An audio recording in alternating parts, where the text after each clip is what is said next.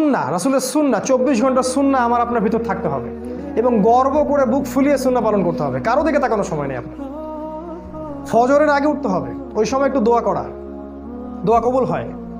আল্লাহ তৌফিক দান করুন সবাইকে, আল্লাহুম্মা আমিন। ফজরের সালাত পড়ার পরে ঘুমানো যাবে না, ওই সময়টাই পড়াশোনার সময়, ওই সময়টাই আপনাকে বই নিয়ে বসতে হবে, কোরআন নিয়ে বসতে হবে। প্রতিটা দিন মিনিমাম 1 ঘন্টা কোরআন পড়তে হবে। আমার কথা আপনি বোঝেন বা না বোঝেন, কোরআন তেলাওয়াত করতে হবে, বোঝেন আর নাই বোঝেন। আর আমি তো বলছি বারবার, বুঝতে হবে, বুঝতে হবে। আপনাকে আরবি ভাষাটা শিখতে হবে। আরবি ভাষা না জানেন, অ্যাটলিস্ট কোরআনের আপনাকে তর্জমাটা পড়েন, A to Z তর্জমাটা পড়েন। ডেইলি 4-5টা করে হাদিস পড়েন, একটা বিষয়ভিত্তিক বই পড়েন। সকালের 2 ঘন্টায় দেখবেন আপনি অনেক কিছু পড়তে পারবেন, অনেক কিছু। এরপরে ঘুমানো যাবে না, এরপরে আপনি জগিং শুজ আপনাকে পড়তে হবে। শুজ পরে রাস্তায় চলে যান বা আপনি মাঠে চলে যান, আপনি দৌড়ান, মিনিমাম 4 পাক 5 পাক দৌড়ান, আপনার স্ট্যামিনার বাড়বে। তারপরে আপনাকে ফিজিক্যাল এক্সারসাইজ করতে হবে প্রতিটা দিন, একদিনও বাদ দেওয়া যাবে না, একদিনও বাদ দেওয়া যাবে না। আপনাকে প্রতিটা দিন ব্যায়াম করতে হবে। যদি জিম করতে পারেন খুব ভালো হয়, যদি না করতে পারেন বাসায় পুরো ফুল বডি ওয়ার্কআউট করতে হবে। ফুল বডি ওয়ার্কআউট করবেন, আপনার ফিজিক্যাল, আপনার গ্রোথটা ভালো হবে, আপনি সুস্থ থাকবেন। এই ব্যায়ামের সাথে কোরআন মেমোরাইজ করার সম্পর্ক আছে। আপনি যত ব্যায়াম করবেন তত সুন্দর আপনার মেমোরিটা ভালো থাকবে, মেমোরি শার্প থাকবে। প্র্যাকটিক্যাল কথা বলছি এখন। এবং কোরআন হিফজ করতে হবে মিনিমাম 1 পারা, মিনিমাম 1 পারা। হাদিস হিফজ করতে হবে। আরও আছে খাবারের ব্যাপার, এমন কোনো খাবার পেটে ঢুকাবেন না যেটা হারাম খাদ্য দিয়ে তৈরি, হারাম উৎস থেকে আসছে। একটা দিনী ভাইয়ের বাসায় বেড়াতে গেছেন, তার জানতে পারলেন সে তার এই টাকার মধ্যে সুদ আছে, বাদ, খাবার ওটা তো সরাই দিতে হবে, খাওয়া যাবে না। কোনো হারাম খাবার যেন আপনার পেটে না যায়, এবং কোনো দাজ্জালীয় ফুড যেন আপনার পেটে না যায়।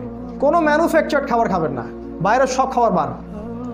যে খাবারগুলো সুন্নাহ প্রফেটিক, ওই খাবারগুলো খেতে হবে আপনাকে। ফিজিক্যালি আপনাকে স্ট্রং হতে হবে। এবং প্রত্যেকটা ছেলেকেই ব্যক্তিগতভাবে, আমরা এখন তো অ্যাসোসিয়েশন ওয়াইজ এটা করতে পারিনি, কারণ করলেই আমাদেরকে ধরে নিয়ে চলে যাবে।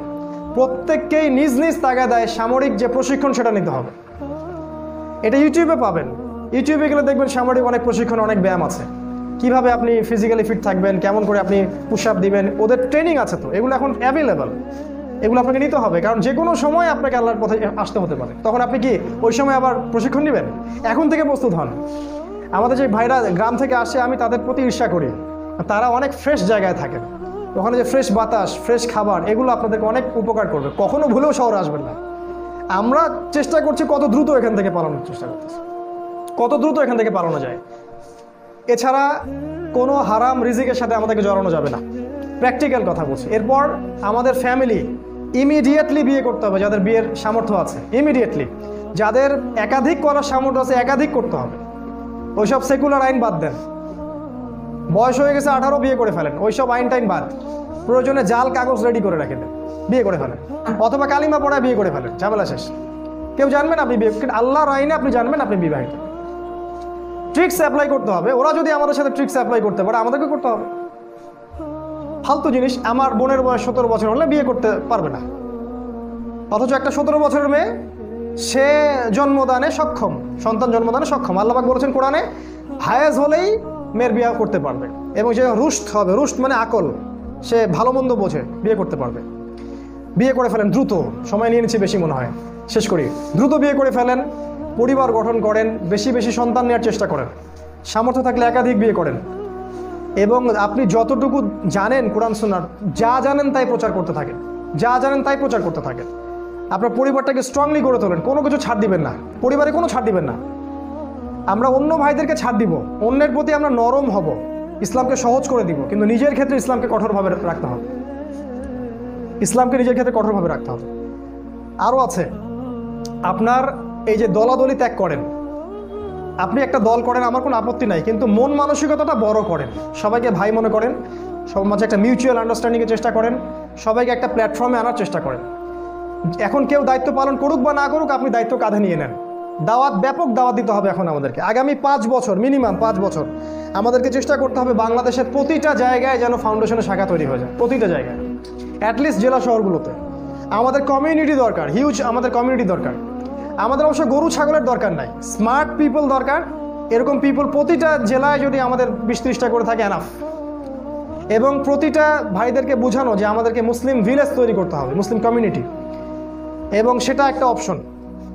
দাওয়া দিতে দিতে এই প্রজেক্টগুলো নিয়ে আমরা যখন আগাতে থাকবো, আমাদের জনসংখ্যা বাড়তে থাকবে, আমাদের মাসিক ইয়ানত বাড়বে, আমাদের অর্থনৈতিক ব্যাপারটা শক্তিশালী হবে, একসময় গভর্নমেন্টও আপনাকে ভয় করবে, ইনশাআল্লাহ। আমি বারবার বলি যে দাজ্জাল শক্তিশালী, ইহুদিরা এখন শক্তিশালী, জায়নিস্ট অনেক শক্তিশালী, কিন্তু তারা আমাদের ইমানের চেয়ে বেশি শক্তিশালী না।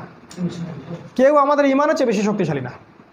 আল্লাহ পাক চাইলে আমাদের ইমানের কারণে আকাশ থেকে ফেরেশতা নাজিল হবে। এটা হয়েছে আগে, এখনও সম্ভব। এটাকে বিশ্বাস করেন? এটা সম্ভব। আর ইসলামের বিজয়টা সংখ্যা গরিষ্ঠতা দিয়ে হবে না, উন্নত প্রশিক্ষণ দিয়েও হবে না। আমাদের বিজয়টা ইমান দিয়ে হবে। আল্লাহ পাক আমাদের এই বিজয়ে আমাদেরকে বিজয়ী কাফেলার সাথে অংশ নেওয়ার তৌফিক দান করুন, আল্লাহুম্মা আমিন। এখন ভাই, শেষ কথা হচ্ছে, সময় কম, আমাদেরকে প্রস্তুতি গ্রহণ করতে হবে। প্র্যাকটিক্যাল প্রস্তুতি, অর্থনৈতিক প্রস্তুতি, ধর্মীয় প্রস্তুতি, সব কিছু গ্রহণ করতে হবে, শারীরিক প্রস্তুতি। এবং ফাউন্ডেশনের আহ্বান হচ্ছে, আপনারা যা কিছু আছে, মেধা হোক, টাকা হোক, জমি হোক, আপনাদের প্ল্যান হোক, কোনো প্রজেক্ট হোক, যা কিছু আছে সেটা দিয়ে আমাদেরকে হেল্প করেন। মাসিক ইয়ানত দেন, আমাদের সেমিনারগুলোতে আসেন, ভাইদেরকে দাওয়াত দেন। আমরা কোনো দলাদলি যাচ্ছি না, আমরা পড়াশোনার একটা রেভলিউশন চাচ্ছি, যে ব্যাপক পড়াশোনা যেন আমাদের উম্মার এই যুবকরা, যুবতীরা, এই ছোট বাচ্চারা করতে পারে। আমরা যাচ্ছি ইকোনমিক হালালত্ব, সব হালাল ইকোনমিক সোর্স আমরা চাচ্ছি। আমরা যাচ্ছি মুসলিম ভিলেজের কনসেপ্ট। আমরা যাচ্ছি ব্যাপক দাওয়া এবং নারীদের মধ্যে ব্যাপক একটা রেভলিউশন।